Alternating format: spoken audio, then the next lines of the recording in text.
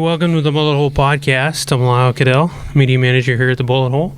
And hey, today you guys are in on something that is already out by now, but we have come out with our second blend of coffee, and today's episode is brought to you by Custombilt Coffee. And as always, it's Custombilt for life, but it is EDC.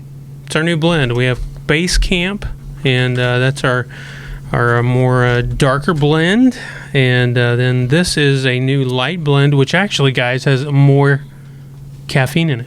Yeah, I didn't realize that. Yeah, lighter blends have more caffeine, but it has clean and balanced notes of cocoa, brown spice, and caramel, and it's perfectly smooth finish. It really is. That's the first thing I noticed when I came in. You have to lean up to the mic, bro. Or the balanced notes when I came in. Yeah. So I can smell it from here. It smells good. It is. So if you want some, come into the Bullet Hole right now. If you want to become a dealer and you want to carry this, if you're watching this or listening to our podcast, get a hold of me at media@thebullet-hole.com. And you guys need to, of course, grab some on the way out. So you guys are probably wondering who in the world are these two guys sitting here with me. Or if you're listening, man, Mark hasn't been here since pre-COVID, so it's over a year, man. I think I was the first episode, wasn't I? Or the second? One of them, yeah. Mm-hmm. Yeah.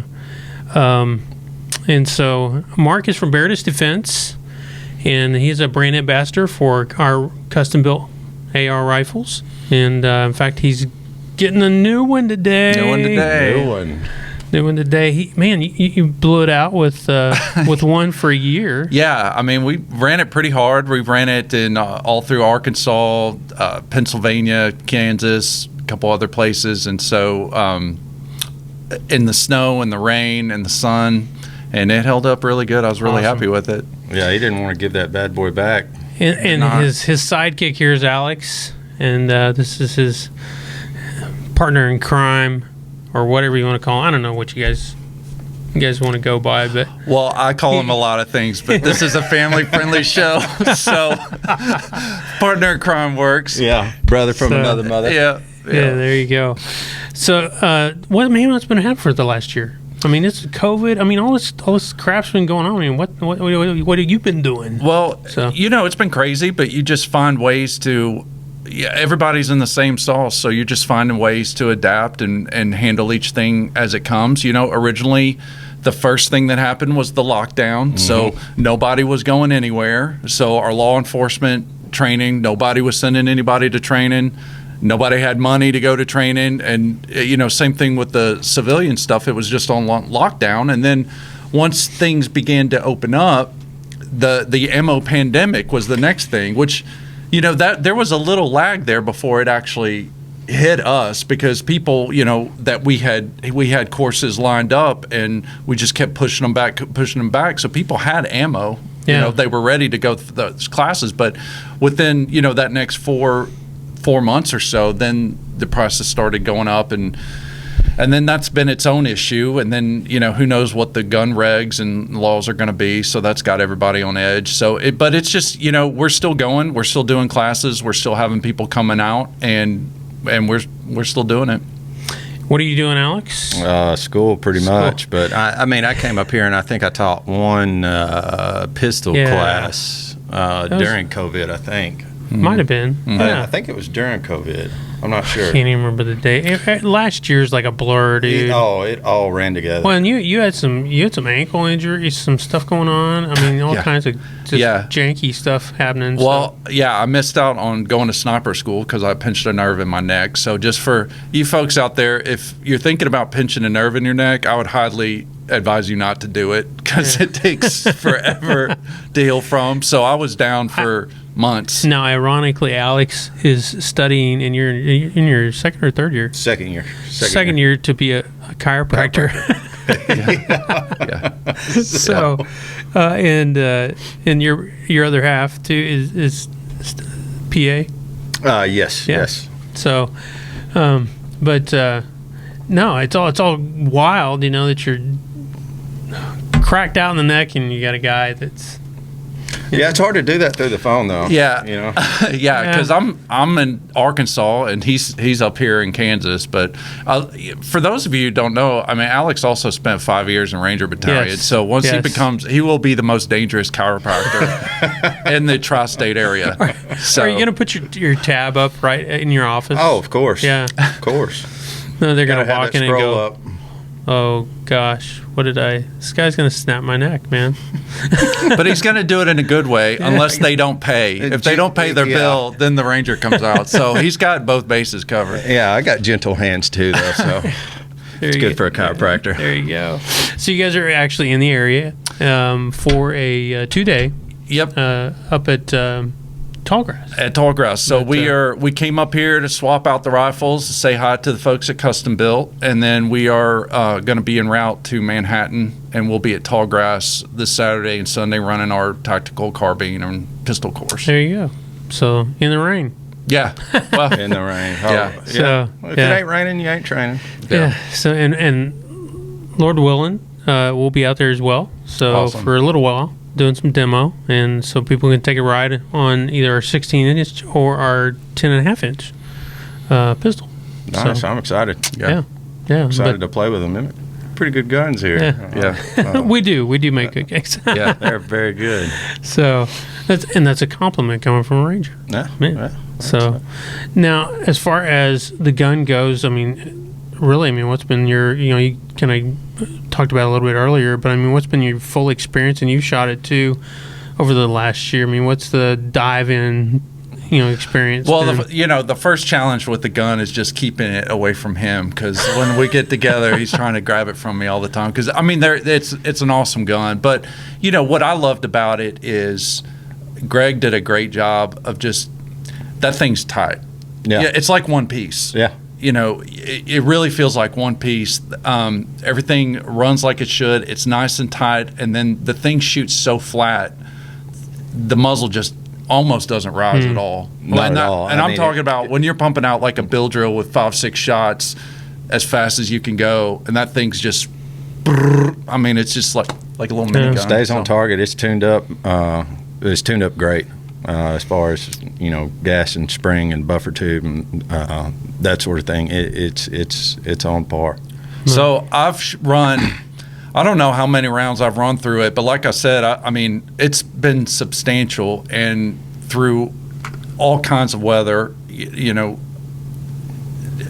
heat, rain, snow, freezing temperatures. I mean, whatever it is, I've never had that thing fail on me one time.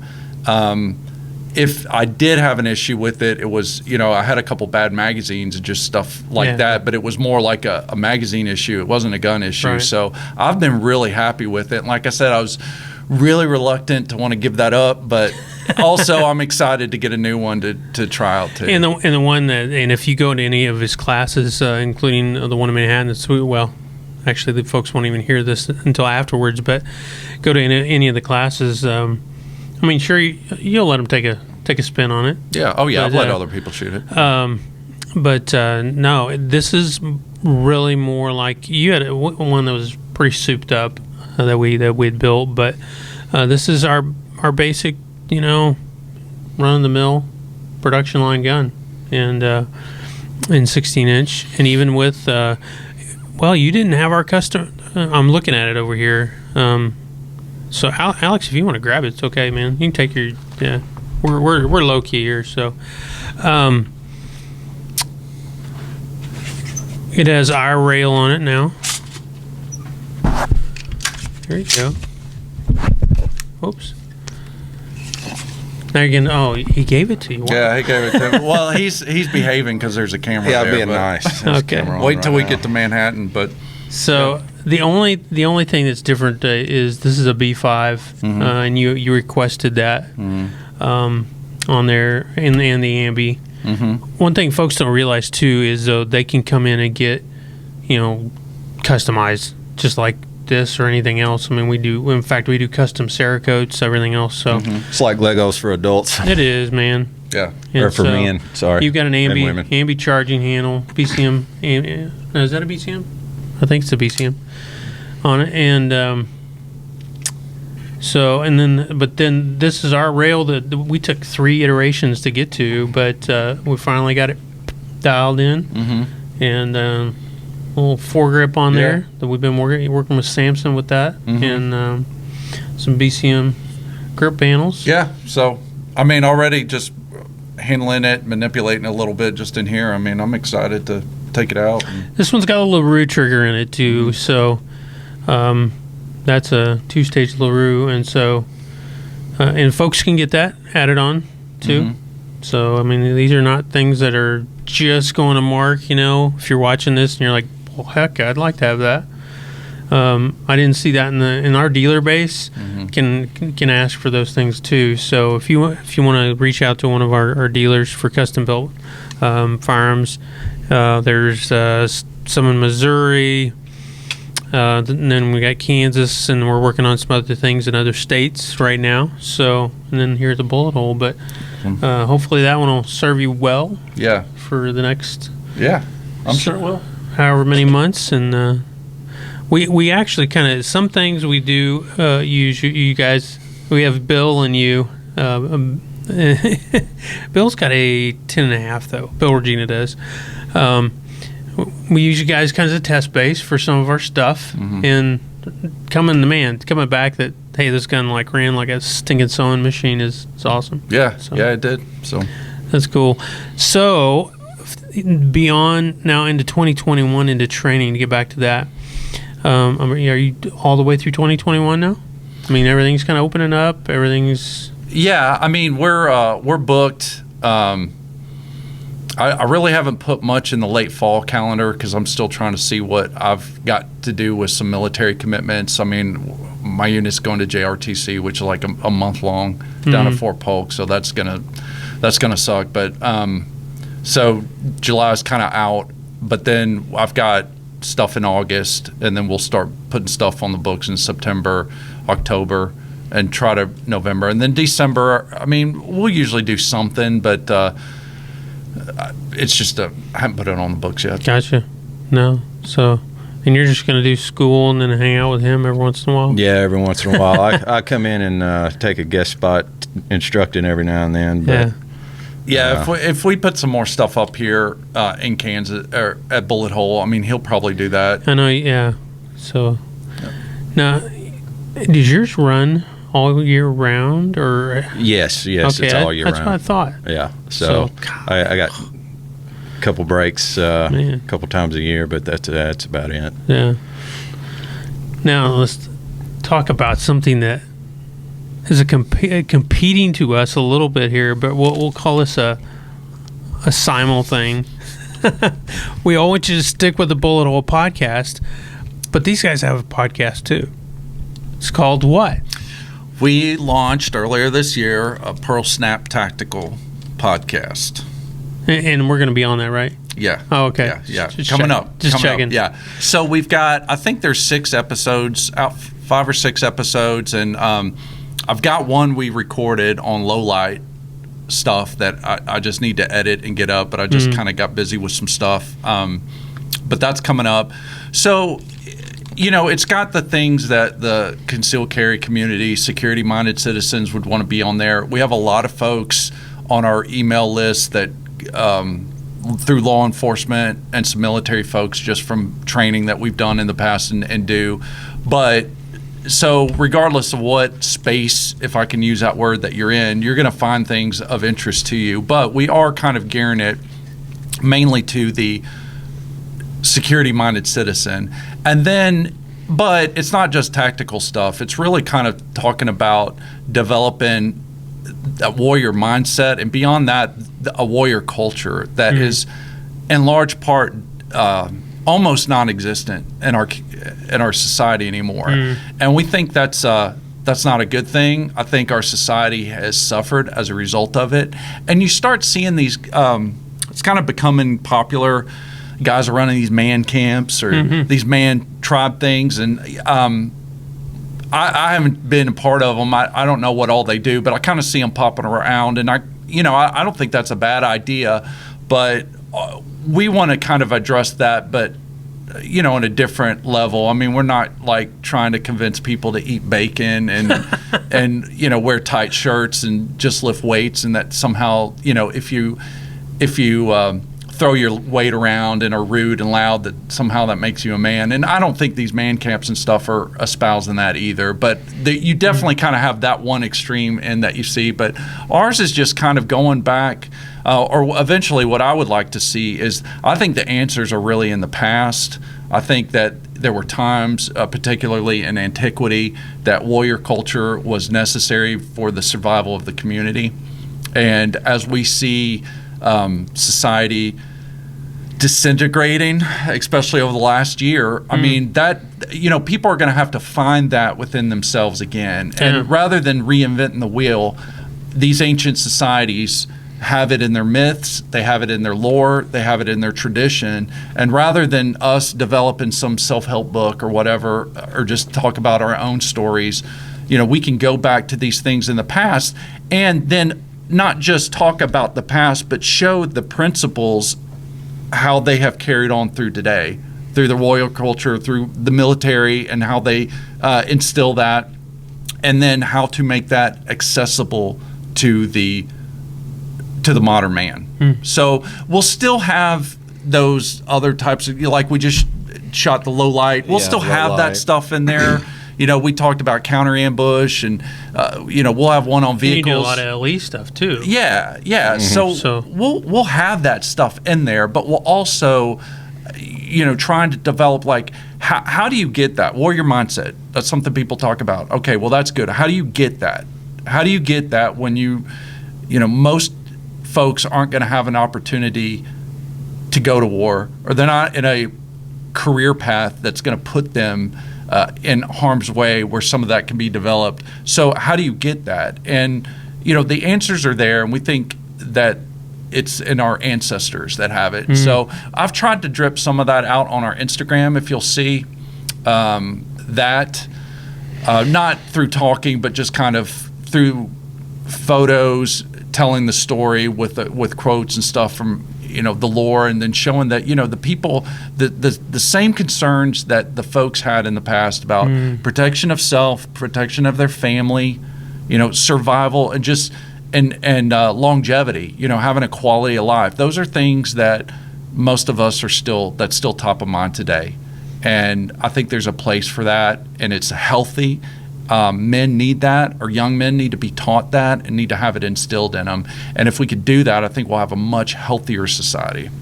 Now, something that both of you guys have spent time in the Middle East. You and both Iraq and Afghanistan? Afghanistan. Or Afghanistan, and then you have spent time in Israel. Yeah, a little bit. As we speak, they're under ceasefire today. Yeah. And we talked a little bit. You have an intel background a little bit too, and all that type of stuff. Maybe you got to just something for the folks. What's your kind of take on what's going on right now in the Middle East? Well, it's even with troop withdrawal, true. Yeah. Well, it's like this. I mean, it is a complicated issue in one way, and then another way it's not. So let me just preface the remarks by, I've gone over there. I've done some training over there with the IDF. I've got some friends that are still there, that are in the IDF. I don't hold myself out as an expert or to say, well, because I went over there and I know some guys, therefore I know everything. But I still keep in contact with those guys. I've seen them when they come over to state. They've stayed at my house. I mean, so I do have a relationship. I do stay in contact, so I do get to hear it from their side because they are in it. They're in it right now. But this is really the long and short of it is you've got Hamas, which is a terrorist organization. It's the Palestinian form of the Muslim Brotherhood. The Muslim Brotherhood was founded in the 1920s by Hassan al-Banna, which was an Egyptian, in response to the dissolution of the Ottoman Empire. The Ottoman Empire was the last legitimate caliphate that we've had, iteration, or world recognized, I should say, of the caliphate, regardless of, how we want to view ISIS within that. So, by the time that the the Ottoman Empire began to dissolve, they were already weakened. Their nickname was disparagingly, the old man of Europe, because they were weak, they were corrupted, and by the time they dissolved, there really wasn't a lot of punch behind them. But in response to that, Hassan al-Banna and some Egyptian guys that were with him said, hey, the whole reason why Islam has not advanced like it should have as to a global caliphate is because of corruption within the religion. We weren't following the tenets of the religion as we should. We were not being Sharia compliant. And they believe that if they could gather the Ummah, which is the global Islamic community, to return back to its founding principles, which would be a fundamentalist type interpretation under kind of the Salafist, which would be kind of a hardline fundamentalist version of Islam, that if they would do that, then Allah would bless them and the caliphate would spread globally. And so that's what they began to do. And so they began to form this group. At first, they were very out in the open. They were violent. They were responsible for the assassination of their president, Anwar Sadat, later on. And so as a result, that was the catalyst that drove them underground to becoming more a clandestine group. Okay. And so by the 60s, they were driven out across the world. Now, this also, without getting too far in the weeds, by the 60s and 70s, you have oil discovered in Saudi Arabia. And so that with money and funding kind of helped facilitate that. But the Muslim Brotherhood is dedicated to global domination of a global caliphate. So they've been in this country. And Hamas is as well? Well, Hamas is the Palestinian arm of the Muslim Brotherhood. So they're an offshoot. Muslim Brotherhood's been here since the 1960s, and they are a clandestine organization. So they are not. So a lot of the problems in the West is we think of terrorist threats as kinetic. Like who's going to blow us up, who's going to shoot us up, and let's just target those people. But they have a concept of war that is total in scope. So it's not. They will use any means to accomplish their goals. So if they can do it through penetration and influence operation, through co-opting media, the educational institution, political means, they're just as happy as doing that than they are blowing someone up. And in fact, they prefer to do that because as you blow places up and you perform acts of violence, you really shed a spotlight on what your ulterior stated goals are. So what's that got to do with Israel? So now when we come back and we look at Hamas, which is the Muslim Brotherhood arm that operates there. So now we know if your goal is for a global caliphate and to bring all nations and all governmental structures within the submission to that entity, then you will know then how do you negotiate with that? So when they come to the table and say, well, we want a two-state solution, or we want you to take these, dismantle these settlements here, or we want these, whatever these demands are, and if you do that, we can coexist together. Those are, in my opinion, and I think that the track record bears them out, usually when they come to the table wanting to negotiate and call a ceasefire, it's usually because maybe their position has been degraded, and so it buys them time to get more rockets, to resupply, to get into a better position. So it's actually very, very complicated. More than I think Israel itself is, if I remember back to college days, is it 60 miles wide? If that. It's about the size of New Jersey. Yeah. And at its narrowest point, I think it took me 45 minutes to get from across the border. Now, at its narrowest point. So that would be like from Jerusalem on the border, like there a little bit past that to Jordan to Tel Aviv. I think it's been a while from the center of the country. It took about 45 minutes, I think. Wow. It's narrow. Yeah. It's narrow. So it's all happening in a very small space. Yeah. And your service in Afghanistan, thank you. Number one, you got guys coming home completely now. Is that?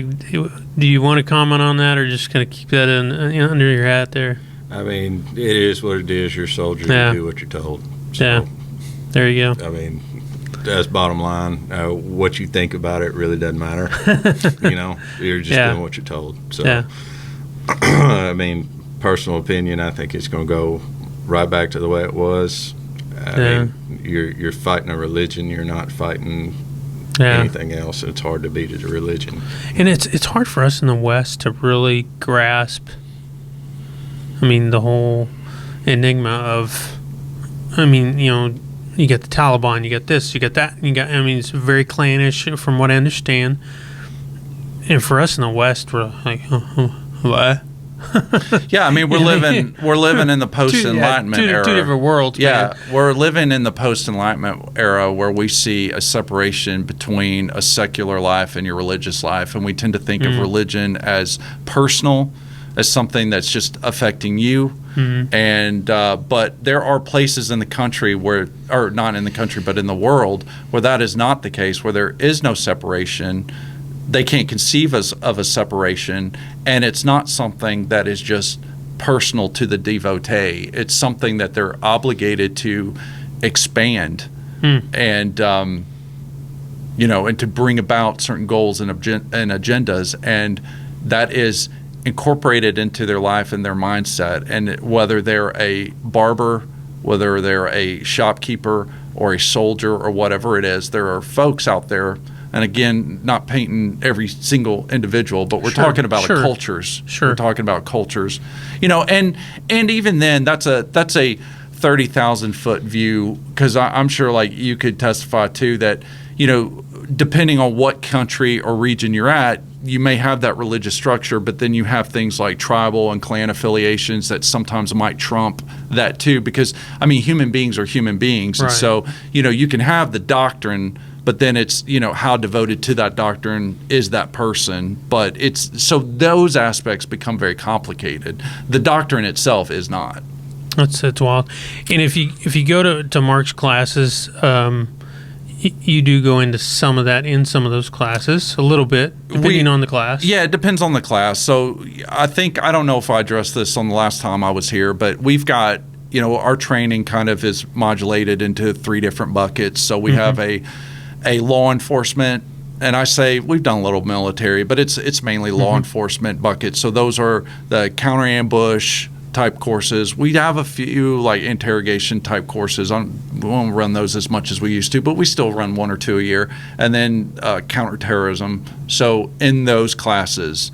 So I typically do those like when I speak at conferences, law enforcement conferences, or we have dedicated courses that's a couple days long. So we'll do those. Then we have the civilian kind of tactical courses where, like, we're running this weekend, where he and I will do pistol, rifle, combination of those, and then we've got some CQB courses that we're going to be rolling out, things like that. And then we have the security consulting side of it, where we've worked with churches, businesses, campus security. So those are a mix of, you might have a seminar-based type training and move into kind of a hands-on, with weapons or things like that. Yeah, range work, things like that. So awesome. So how can guys get a hold of you? All that type of stuff. I know if we have anything coming up here at the Bullet Hole, it comes up on our Facebook page. We don't have you on anything 2021 yet. Not yet. We need to make that happen. But I mean, if they're looking, maybe we have folks all over the nation that listen to us. So you're going to be going to PA? Going to Pennsylvania in August. Yeah. And I haven't even you were saying something about like the 27th? Yeah. So I haven't even told the folks in Pennsylvania yet, but I'm trying to take him with me because he's gone there by himself. I've sent him out there by himself, and I go up there, 3-4 times a year. And so they're like, we got to have both of you guys come up. So I'm like, well, if we can get a big enough class, we'll do it. And it's looking like it'll be a big enough class that we can pop for the plane ticket and stuff. So if we do that, that's going to be pretty sick. Yeah, that'll be a fun one. So if they want to come party with you, it's going to be how they sign up, man. I mean, how do they sign up? So if you go to the website barritusdefense.com, that's BARRITUS defense.com. On the bottom of the page, you'll see scheduled events. So you just click that tab, and it'll give you a list of every place that we're going to come. And we update it continually. So that's the first place we'd like you to check out. And then, of course, we'd like you to check out the Pearl Snap Tactical podcast. Well, we'd like to be on there too, but we'll get you on there. I just pick it, dude. Yeah, I'll just pick it. Pearl Snap, and then you're on the Facebooks. We're on the Facebook, on the gram. Yeah, we're on the Facebook and the gram mainly for Barritus Defense, and then we run the Pearl Snap announcements there. Eventually, we may have some sites dedicated, but we have a social media presence, but we all know social media and what that is, so we don't pump a lot of time. If you want to get a good laugh, there's an episode, How Not to Get here we are. I mean, we're brothers here. We share. we share, and we're sharing space technologically here. And so, but there's an episode that, you want to look it up on there about how not to get shot while you're on the toilet. Yeah, I think that's episode 4 or 5. It's entitled How Not to Get Shot on a Toilet. Mark had all of his learning experiences while he was on the toilet, so and that's throughout life. I mean, his entire life, everything good that ever happened to him while he was on the toilet. Yeah, so without giving too much away, it is probably one of the more downloaded episodes. I could only imagine. Out of the few, because it does have a catchy title, but what we decided to do, so just kind of trying to take an unconventional approach. There's plenty of podcasts out there where dudes are sharing war stories that are exciting. They're very compelling, and I love listening to them. And but I'm like, nobody's telling the more embarrassing stuff, or the things that nobody tells you that could happen when you get deployed. Oh, for sure. So what we decided to do is that we sat down on the phone one time, and we were trying to say, okay, what are some of the more, like from our deployments that we had that were more embarrassing, or the stuff that, they don't show that on the recruiting commercials. They don't talk about like taking hostile gunfire while you're sitting on the toy trying to take a deuce. They don't tell you about that. Or what do you do when you're in the middle of it? So, and him falling off buildings in the middle of a gunfight and stuff. So and it's not just trying to share interesting stories, but also some things that we learned from it too, and that we took with us, not just in the rest of our military career, but just kind of in life too. So I don't know, it was a fun episode to do, and I think people would enjoy it. So go check out the Pearl Snap Tactical Podcast. Always after you come, check out the Bullet Hole Podcast, and it's not the butthole. Everybody, I mean, we have to address this all the time. People comment on YouTube, and they're like, dude, it looks like a butthole. Protect, compete, and learn. It says BULLETHOLE, so it's the Bullet Hole Podcast. So you guys will get a good one out of that, I'm quite sure. These guys, they're fun to be with. They're brothers of mine, and if you get a chance to go out and train with them, whether it's here at the Bullet Hole or somewhere else, go do it, because you'll have a great time for a day or two. If nothing else, I mean, you think, dude, I'm going to be wasting $1 a round going down the range. Who cares? You're there for the comedy. Still worth it. And your comedy time and tactics, and you'll learn something along the way. I'm quite sure. So those are some ways to get a hold of them. The way you get a hold of us, check us out at thebullethole.com, or you can email me at media at thebullethole.com. And then check us out on the gram. We're on the Facebooks. We're on Parler, all that stuff. So on the socials, got to be social. So we enjoy it, though. Yeah. We enjoy it. So you got anything else to add? That's really it. I mean, just please check out our the website, barritusdefense.com, if you're interested in training with us. We do have a free program, like how to shoot faster, more accurately. Mm-hmm. So if you're looking to make hits faster, a more accurate time, it's a basically a week-long course that'll kind of help you and get your baseline, and you can keep working it, keep improving it. So we've had a lot of good feedback with that. And then you can look at our upcoming events, and then check out Pearl Snap Tactical Podcast. And we always got, and after you watch that too, or if you want to train here, you're here in town. We got our instructor cadre teaching probably the same stuff you are, and just in life. So too, on the beginner level stuff, we had a lot of beginner level classes. Fixing to ramp up some of our stuff to Pistol 2 and Pistol 3, and then our rifle, once the rifle range is complete. By the way, it's getting there. It's getting very, very close. So maybe you guys can come back awesome. when the rifle range is complete. Maybe run. You do it downstairs too, but upstairs. Actually, upstairs you have to do it upstairs. Now that I think about it, but yeah, we can't wait. It'll be exciting. Yeah. So lots of good things happening in 2021. We're not wearing masks. We're free. You know. I don't know. Everybody's got their opinion. It's okay. Hey. If nothing else, we can agree on EDC, right? We can agree on coffee because it's brought to you today by Custombilt Coffee.